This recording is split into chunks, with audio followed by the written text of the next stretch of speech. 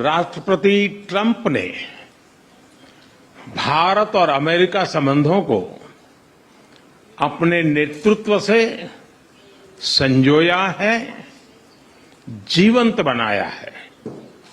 जिस उत्साह से उनकी पहली टर्म में हमने मिलकर काम किया, वही उमंग, वही ऊर्जा और वही प्रतिबद्धता मैंने आज भी महसूस की है।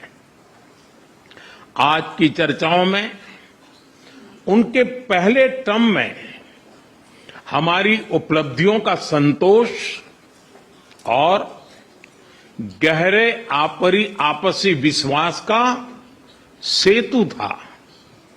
साथ ही नए लक्ष्यों को प्राप्त करने का संकल्प भी था।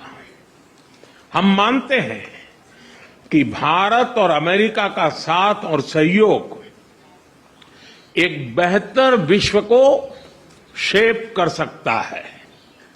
फ्रेंड्स, अमेरिका के लोग राष्ट्रपति ट्रंप के मोटो मेक अमेरिका ग्रेट अगेन यानी मागा से परिचित है।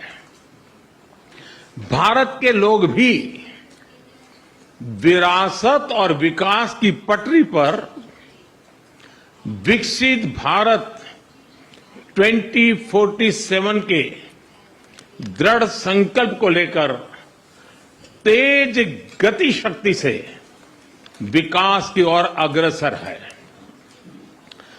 अमेरिका की भाषा में कहूं तो विकसित भारत का मतलब मेक इंडिया ग्रेट अगेन यानी मिगा। जब अमेरिका और भारत साथ मिलकर काम करते हैं यानी मागा, मागा प्लस मिगा, तब बन जाता है मेगा पार्टनरशिप फॉर प्रॉस्पेरिटी। और यही मेगा स्पिरिट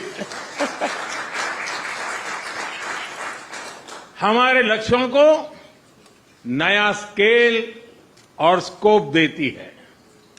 फ्रेंड्स, आज हमने द्विपक्षीय व्यापार को 2030 तक 2 गुना से भी अधिक बढ़ाकर $500 बिलियन तक पहुंचाने का लक्ष्य निर्धारित किया है। We're going to have a fantastic relationship, and it has been, look, the whole world's been set back over the last 4 years by the weakness of the United States, the weak leadership of the United States, but I think we've taken care of it in just 3 weeks. It seems to me that even some of the media that we wouldn't prefer has been writing that this is a much different country right now, that the world has a light over it, not only our country, but the whole world. The Prime Minister told me that before, too, even over India. The world has a light. They need the United States to be strong and powerful, but good. And I think that's happened, and I think it's happened in a very short period of time. But I will tell you, we're going to have a fantastic relationship, and it'll make both countries much stronger.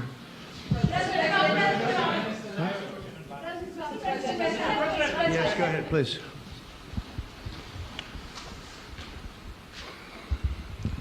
Okay, Geeta Mohan from India Today, sir. I'll just take my colleague Lalit Jha's question forward because you couldn't understand. Okay, fine. The question is about the fact that you've decided to extradite Tahawar Rana. Thank you so much. India has been waiting to have him back in India to bring him to justice. But there are many other elements in the United States of America, particularly Khalistani separatists who've been working against Indian interests. How is the United States of America going to cooperate on that front with India? There have been allegations that have been leveled against Indian agencies by the Biden administration. Are you going to relook that with Tulsi Gabbard as DNI now? Well, I don't think India had a very good relationship with the Biden administration. They wouldn't sell them oil and gas, which is rather hard to believe because, it's a good thing to do. And a lot of things happened that weren't very appropriate, I thought, between India and the administration, the Biden administration. But as you said, we're giving a very violent man, it seems to me. I mean, I don't know that he's been convicted yet or will be, but let's assume he's a pretty violent person. We're giving him back to India immediately. And there are more to follow because we have quite a few requests. So we work with India on crime. And we want to make it good for India, and it's very important. So that kind of a relationship is very important to us. Okay? Go ahead, please. Go ahead. Thank you. Mr. President, you've repeatedly called India a big abuser of trade and said it is really difficult to do business in India because of tariffs. You announced reciprocal tariffs today. I am hoping you can speak about what kind of reciprocal tariffs India can expect. Are you willing to make any concessions? And how can India head off these tariffs? I also have one for the Prime Minister. Well, India's been to us just about the highest tariffed nation anywhere in the world. They've been very strong on tariffs, and I don't blame them necessarily, but it's a different way of doing business. It's very hard to sell into India because they have trade barriers, very strong tariffs. We are right now a reciprocal nation. We are going to, if it's India or if it's somebody else with low tariffs, we're going to have the same. We're going to have whatever India charges, we're charging them. Whatever another country charges, we're charging them. So it's called reciprocal, which I think is a very fair way. We didn't have that. I was going to do that in my other term, and we had the greatest economy ever in the world. There's never been an economy like we had, and then we got hit with COVID. We had to focus on that, and I wasn't really in the mood to be putting it on Italy and Spain and France and India, frankly, and a lot of other countries, because the world was very troubled until we got rid of that nightmare. But we had the strongest economy anywhere in the world during that fairly long period of time during my first term, as you know, and we didn't do the tariffs. We would have done the reciprocal tariffs, but we decided, and I decided, I think on a human basis, on a humane basis, not to do them because of the fact that there was such suffering all over the world. The last thing we needed to talk about is trade problems. But now we do. We're doing, we see a tremendous future for our country, but we felt that now it's finally time, after 45 or 50 years of abuse, that we will do, and this isn't India, this is among a lot of nations. The European Union is very difficult for us, very, very difficult. They tax our companies at levels that nobody's ever seen before. They take advantage of a lot of things, so we're not happy about that. China, of course, is terrible, and we've never taken in 10 cents until I was president. We've taken in hundreds of billions of dollars from China since I've been president in first term and now. And we have to do that just as a mechanism of fairness. And India, whatever India charges, we charge them. So, frankly, it no longer matters to us that much what they charge, because whatever they charge, I had discussions with India in the first term about the fact that their tariffs were very high, and I was unable to get a concession. So we're just going to do it the easy way, and we're just going to say whatever you charge, we charge. And I think that's fair for the people of the United States, and I think it's actually fair for India.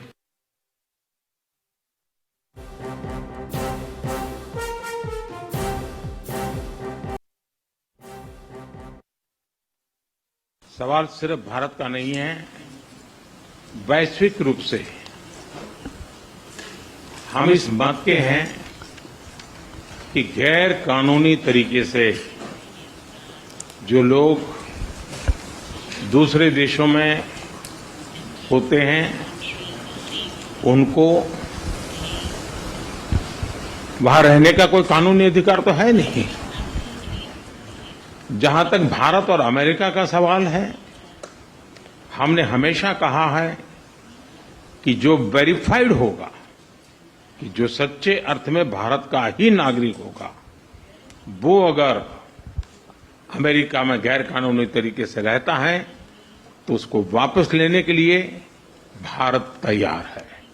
लेकिन बात हमारे लिए वहां से रुकती नहीं है।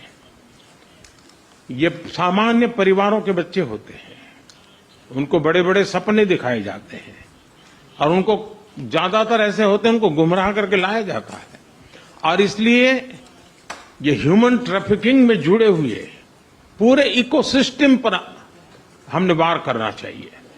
और अमेरिका और भारत मिल करके हमारी कोशिश है, और हमारी कोशिश रहनी चाहिए कि इस प्रकार की पूरी इकोसिस्टम को हमें जड़ मूल से नष्ट करना चाहिए, ताकि ह्यूमन ट्रैफिकिंग बंद हो और गरीब लोगों को जो अपनी धन दौलत बेच करके ऐसे बड़े बड़े सपने दिखा करके उनको अंधेरे में रख करके ले जाया जाए, उनके साथ भी अन्याय है।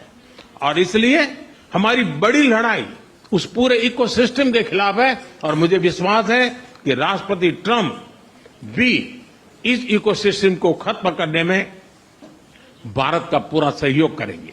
We had some talks, and we told the European Union, we told the NATO people, largely they overlap, you have to pay more money because it's unfair what we're doing. We're doing a tremendous amount more. We're probably $200 billion more going into Ukraine, using for Ukraine to fight. And Europe has not really carried its weight in terms of the money. It's not equitable. And we want to see a counterbalance. We want to have them put up more money. They have to do that. At the same time, we had a very good conversation with President Putin yesterday, and we also had a very good conversation. I did in both cases with President Zelensky. And I think we're going to be able to do something. I think we're going to be able to make a deal. And I hope so, because it's a horrible war. It's a very terrible, bloody war with 1.5 million soldiers at least already dead on the battlefield, lying all over the fields like nobody's ever seen anything like it, certainly since the Second World War. And so I think we're going to be able to do something. We're working with President Zelensky and with President Putin. And my impression is that I know that President Zelensky wants to make a deal. And I also feel that I know that President Putin wants to make a deal. I wanted to know that before I began any detailed discussions. But the meeting and the conversation, also the meeting with Steve Witkoff in Moscow, was a very successful one. And my phone call with him was a very successful one. Please. ऐसा है कि आपने Elon Musk के लिए पूछा है। देखिए, मेरा उनका बहुत पुराना परिचय रहा है।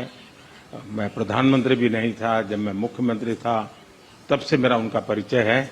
और आज वो एक पूरे परिवार के साथ, बच्चों के साथ मिलने के लिए आए थे, और स्वाभाविक है कि पारिवारिक वातावरण में उनके साथ मेरी गपगोष्ठी हुई है। जहां तक डील का सवाल है, आपने जो प्रश्न पूछा है, मैं समझता हूं पूरी दुनिया में डील शब्द का कॉपीराइट एक ही व्यक्ति का है, और उस व्यक्ति का नाम है ट्रंप। भारत एक लोकतांत्रिक देश है, और हमारे संस्कार, हमारी संस्कृति वसुधैव कुटुंबकम की हैं। हम पूरे विश्व को अपना एक परिवार मानते हैं। हर भारतीय को मैं अपना मानता हूं। दूसरी बात है, ऐसे व्यक्तिगत मामलों के लिए दो देश के मुखिया न मिलते हैं, न बैठते हैं, न बात करते हैं। Russia has gotten themselves into something that I think they wish they didn't. If I were president, it would not have happened. Absolutely would not have happened. And it didn't happen for 4 years. If you look at what has taken place under President Bush, they lost a lot. Under President Obama, they lost Crimea. Under Biden, it looks like they could lose the whole thing. Under Trump, they lost nothing. Ukraine lost nothing. They didn't give up anything. And you take a look at the other 3 presidents surrounding me, they gave up a lot. I think that when you look at Ukraine and when you look at the mess that they're in, it's got to be ended and it's got to be stopped. Now, Russia's taken over a pretty big chunk of territory, and they also have said from day one, long before President Putin, they've said they cannot have Ukraine be in NATO. They said that very strongly. I actually think that that was the thing that caused the start of the war, and Biden said it, and Zelensky said it, and I think that was one of the reasons, one of the starts of the war. But from long before Putin, they said you cannot have Ukraine going in any way into NATO. And I start from that standpoint. I think everybody knew that. Now, if a better deal can be negotiated, if they're able to make a deal where they can do that, that's fine with me. I really don't care. I want that bloodshed to stop. I don't want to see, we have an ocean between us and the site we're talking about, the site of death. We're calling it the fields of death. We have a big ocean in between us. This is more important for Europe. We shouldn't be in. They have to equalize, and they're going to have to do it fast, but they have to equalize. But as far as the negotiation, it's too early to say what's going to happen. Maybe Russia will give up a lot. Maybe they won't. And it's all dependent on what is going to happen. The negotiation really hasn't started. But I will say, as far as NATO is concerned, from many years before President Putin, I will tell you that I've heard that Russia would never accept that. And I think Ukraine knew that, because Ukraine wasn't in and never requested to be in until more recently. So that's the way it is, and I think that's the way it's going to have to be. Oh, he's a much tougher negotiator than me, and he's a much better negotiator than me. There's not even a contest. Well, I think we're going to have a very good relationship with China. I got along with President Xi very well until COVID. That was a bridge too far. But until then, I got along with President Xi very, very well. We were very close as leaders go. I don't want to be naive, but as leaders go, I think we were very close. And I think that China is a very important player in the world. I think they can help us get this war over with Ukraine and Russia. And I look at India, I do see the skirmishes on the border, which are quite vicious, and I guess they continue to go on. If I could be of help, I'd love to help, because that should be stopped. That's been going on for a long time, and it's quite violent. It's quite violent, but I would hope that China and India and Russia and U.S. and all of us can get along. It's very important. The power of weaponry today is, and not only nuclear, but nuclear in particular, the power of weaponry is very important. I said before that I had very constructive talks in my first term with President Putin about the denuclearization of the two countries, and then we were going to go to China after we worked some kind of a deal. And we had the confines of a deal. He really wanted to do it, so did I, denuclearize. And it's such a beautiful term when you think about it. In other words, to bring it down, because the power of those weapons is too great. And I did speak to President Xi about that, and I was getting also a very good response. He's building a very strong nuclear power. He's not very close to Russia or the United States right now, but he will be soon. I mean, he'll catch up over the period of 4 or 5 years, they say. But it would be a great thing if we could, on a military basis. We're going to spend this year $915 billion on military. Russia, without the war, was spending close to 100, but with the war, I can't tell you what they're spending, but they're spending a lot. And China is spending $400 and $450 billion. We're over $900 billion. And I said, it doesn't really make sense, does it? We're spending the money against each other, and we could spend that money for better purpose if we got along. And I'll tell you, I think that something like that will happen. First, when I left, as you know, 4 years ago, we didn't have Israel and the Middle East. We didn't have October 7th, a disaster, the disaster. Nothing was happening. Iran was not going to do anything, because Iran did not have much money at that point. They were broke. They were totally broke. They didn't have money for Hamas or for Hezbollah. And you didn't have Russia with Ukraine, and that would never have happened. But now I come back and the whole world is on fire, so I have to put out the fires. But after I put out the fires, I'm going to meet with China and I'm going to meet with Russia, and we're going to see if we can de-escalate it, we can bring it down military, especially as it pertains to nuclear. आप जानते हैं, मैं Russia और Ukraine दोनों से लगातार संपर्क में रहा हूं। मैं स्वयं भी दोनों देश की मुलाकात कर चुका हूं।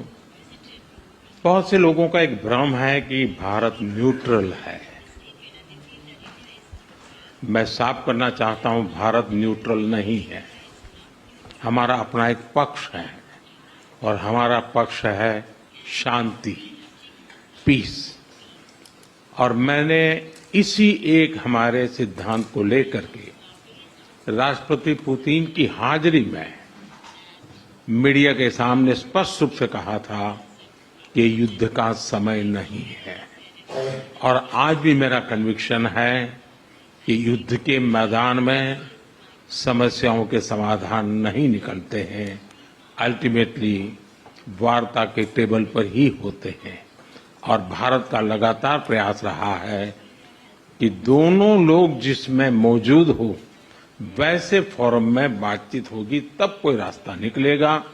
राष्ट्रपति ट्रंप जो प्रयास कर रहे हैं, मैं उनका स्वागत करता हूं, समर्थन करता हूं, और मैं चाहता हूं कि राष्ट्रपति ट्रंप हो सके उतना जल्दी सफल हो, ताकि दुनिया में शांति के रास्ते खुले।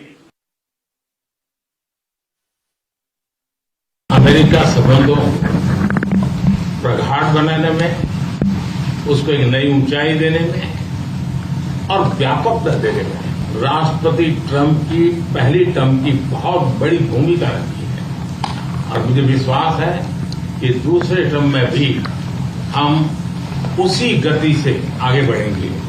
और मैं जैसे भारत के नागरिकों को वादा किया है कि मैं तीसरे टर्म में 3 गुना गति से काम करूंगा, और मुझे विश्वास है कि राष्ट्रपति ट्रंप के साथ आने वाले 4 वर्ष हम भारत अमेरिका के संबंधों की गति में 2 गुना गति से काम करेंगे।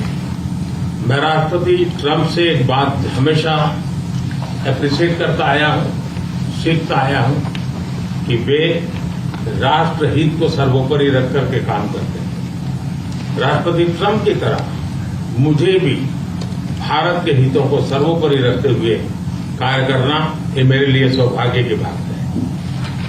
राष्ट्रपति ट्रंप की जब भी बात आती है, तब मेक अमेरिका ग्रेट अगेन हर किसी को याद आता है, हर किसी को उसे प्रेरणा मिलती है। वैसे ही भारत में विकसित भारत 2047, जब भारत की आजादी के 100 साल होंगे, तब तक भारत को विकसित बनाने के संकल्प के साथ विश्व का सबसे पुराना लोकतंत्र भारत, विशाल लोकतंत्र, और इसलिए हम दोनों का मिलने का मतलब 1+1 2 नहीं, 1 और 1 11 होता है।